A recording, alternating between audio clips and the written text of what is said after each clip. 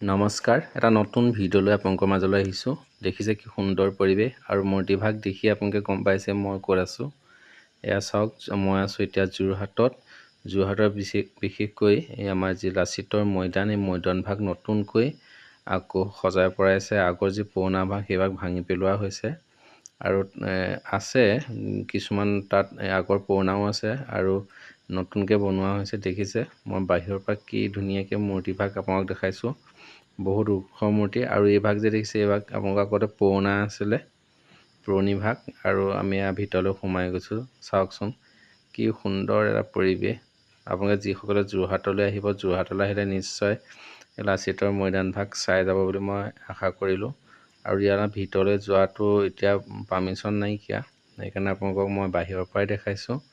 এয়া চাওক মূৰ্তিভাগ, আৰু এই ভাগ হৈছে লাচিতৰ আগৰ যি পুৰণা মৈদাম ভাগ।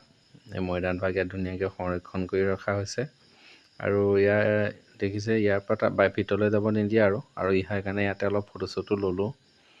আপোনালোক যোৰহাটলৈ আহিলে নিশ্চয় এনেকৈ ল'ব।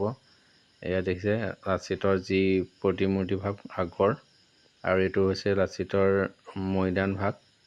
কি সুন্দৰভাৱে ইয়াত সজাই পৰাই ৰাখিছে। আপোনালোক আহিব, জাতীয় বীৰ লাচিত বৰফুকনৰ মৈদাম। গতিকে আপোনালোক আহিলে নিশ্চয় দেখিব। মই বিশেষকৈ আপোনালোকক ভিতৰলৈ গৈ ভিডিঅ' ভাগ ভালকৈ দেখাব নোৱাৰিলোঁ।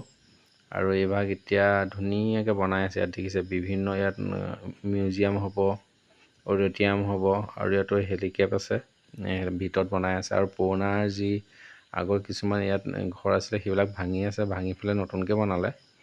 গতিকে দেখিছে কি সুন্দৰকৈ বনাইছে। আৰু আপোনালোক যোৰহাটলৈ আহিলে নিশ্চয় চাব বুলি মই আশা ৰাখিলোঁ। ভিডিঅ'টো কেনে লাগিলে আপোনালোকে জনাব, লাইক শ্বেয়াৰ কৰিব আৰু মোৰ চেনেলটো ছাবস্ক্ৰাইব কৰিব।